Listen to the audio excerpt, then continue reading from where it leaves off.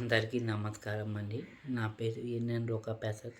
నేను చెప్పబోయే విధి మేమనగా ఈ మధ్యకాలంలో యువత బెట్టింగ్ గేమ్‌లని జీవితాలు పాడు చేసుకుంటున్నారు. వాళ్ళ కోసం నేను ఒక మాట చెప్పాలి. ఇందులో గెలిచే అవకాశం కన్నా ఓడిపోయే అవకాశం ఎక్కువగా ఉంటుంది. ఒకసారి ఓడిపోతే తిరిగి డబ్బులు సంపాదించడానికి తక్కువ పెట్టుబడి పెట్టడం, అప్పులు లాంటివి చేస్తాడు. కుటుంబ సభ్యులతో గొడవలు, తగువులు లాంటివి వస్తాయి. మానసికంగా ఒత్తిడి,